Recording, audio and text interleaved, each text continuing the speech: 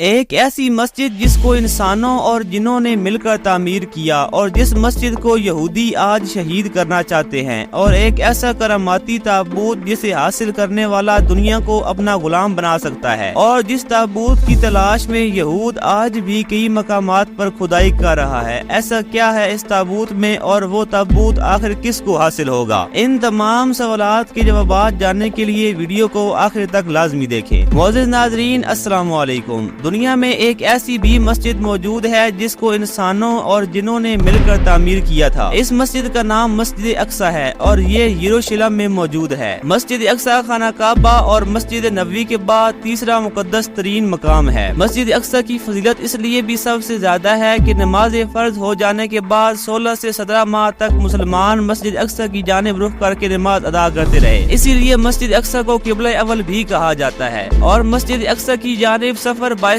برکت ہے۔ مسجد اقصی کی تعمیر کا سلسلہ حضرت یعقوب علیہ السلام نے شروع کیا، البتہ مسجد اقصی کی تعمیر حضرت سلیمان علیہ السلام نے مکمل کی، کیونکہ حضرت سلیمان علیہ السلام کے تابع جنات تھے تو اس مسجد کا زیادہ تر کام جنات نے کیا۔ یہودیوں کے مطابق مسجد اقصی کے نیچے ہیکل سلیمانی کی بنیاد موجود ہے۔ ہیکل کے لفظی معنی محل کے ہیں۔ یہودیوں کا یہ ماننا ہے کہ مسجد اقصی ہیکل سلیمانی کو گرا کر تعمیر کی گئی، حتیٰ کہ ان کے پاس اپنی اس بات کی کوئی دلیل بھی موجود نہیں ہے۔ اب یہودی مسجد اقصی کو شہید کر کے اس کی جگہ دوبارہ ہیکل سلیمانی قائم کرنا چاہتے ہیں۔ یہودی مسجد اقصی کو شہید کر کے اس کی جگہ ہیکل سلیمانی کیوں تعمیر کرنا چاہتے ہیں، یہ جاننے سے پہلے آپ کے لیے کراماتی تابوت کے بارے میں جاننا بہت ضروری ہے۔ اس کراماتی تابوت کا نام تابوت سکینہ ہے۔ یہ تابوت تینوں مذاہب عیسائی، یہودی اور مسلمانوں کے لیے انتہائی اہم ہے۔ اس تابوت کا نام تابوت سکینہ اس لیے رکھا گیا ہے کیونکہ اس تابوت کے ذریعے لوگوں کے دلوں میں سکون پیدا ہوتا تھا۔ روایات کے مطابق یہ صندوق حضرت آدم علیہ السلام جب دنیا پر تشریف لائے تھے تو ان کے ساتھ تھا، اور حضرت آدم علیہ السلام کی اس دنیا سے جانے تک یہ تابوت حضرت آدم علیہ السلام کے ہی پاس تھا۔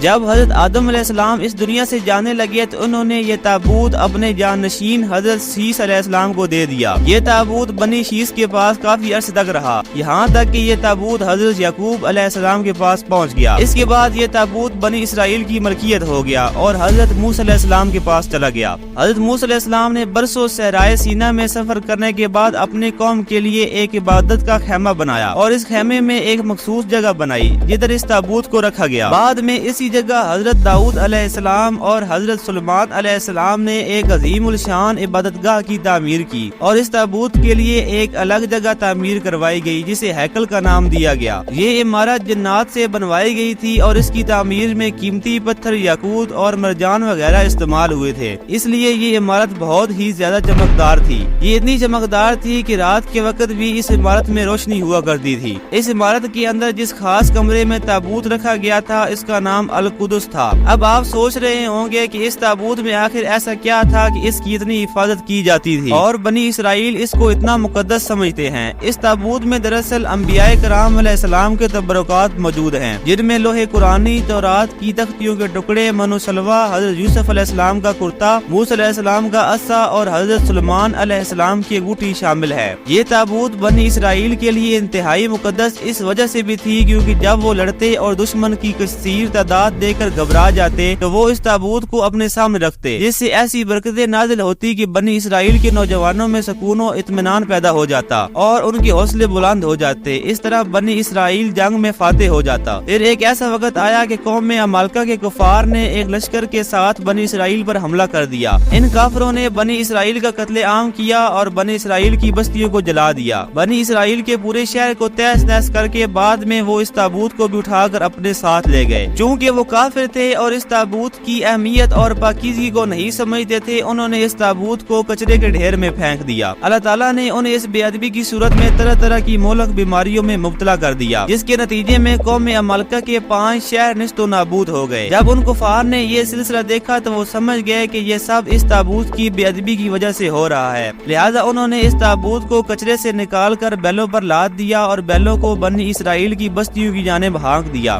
اللہ تعالیٰ نے 4 فرشتوں کو حکم دیا، وہ اس صندوق کو بنی اسرائیل کے نبی کے پاس لے گئے۔ जिससे बनी इसराइल की खोई हुई शानो शौकत इन्हें दोबारा मिल गई। कुरान करीम में इस संदूक से मुतल्लिक सूरह बकरा में कुछ यूं बयान हुआ है, और इनसे इनके पैगंबर ने कहा, इसकी बादशाही ही की अलामत ये है कि वो संदूक तुम्हारे पास आएगा जिसमें तुम्हारे रब की तरफ से तुम्हारे सुकूनो इत्मीनान का सामान है, और जिसमें आले मूसा और हारून की छोड़ी हुई चीजें हैं जिसे फरिश्ते उठाए हुए होंगे। अगर तुम ईमान वाले हो तो यकीनन इसमें तुम्हारे लिए बड़ी निशानी है। जब दोबारा बनी इसराइल वालों ने सरकशी की और जुल्म का रास्ता अपनाया तो बादशाह बख्ते नसर इनके लिए कहर बनकर बरसा, और इसने बनी इसराइल की बस्तियों को नस्तो नाबूद कर दिया और 5 लाख इसराइलियों का खून बहाया। इस तबाही के बाद ये ताबूत कहीं गुम हो गया और आज तक इसका कोई पता ना चल सका है। यहूदी आज भी इस ताबूत की तलाश में है। इस वक्त यहूदियों का ये मानना है कि ये ताबूत मस्जिद अक्सा के अंदर दफन है, इसलिए वो मस्जिद अक्सा को शहीद करना चाहते हैं ताकि वो मस्जिद अक्सा को शहीद करके वहाँ खुदाई करके इस ताबूत को दोबारा हासिल कर सके और अपनी खोई हुई शानो शौकत को दोबारा हासिल कर सके। कुछ लोगों के मुताबिक ये ताबूत इथियोपिया की एक चर्च में महफूज है और कुछ के नजदीक ये संदूक जापान की पहाड़ियों में दफन है, लेकिन अहले तशय्युई के नजदीक ये संदूक काफी अरसा तक अहले बैत के पास रहा और जब इमाम महदी का ज़हूर होगा तो वो उसको अपने साथ लेके आएंगे। बहरहाल ये नजरियात सिर्फ कियास पर मुबनी हैं।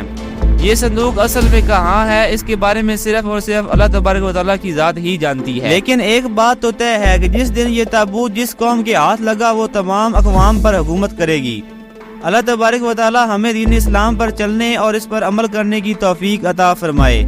आज की इस वीडियो में इतना ही। अगर आपको वीडियो पसंद आई हो तो वीडियो को लाइक करें और चैनल को सब्सक्राइब करें। इसी के साथ मुझे दीजिए इजाजत। अल्लाह आप सबका हामी और नासिर हो। मिलते हैं अगली वीडियो में, तब तक के लिए अल्लाह हाफिज।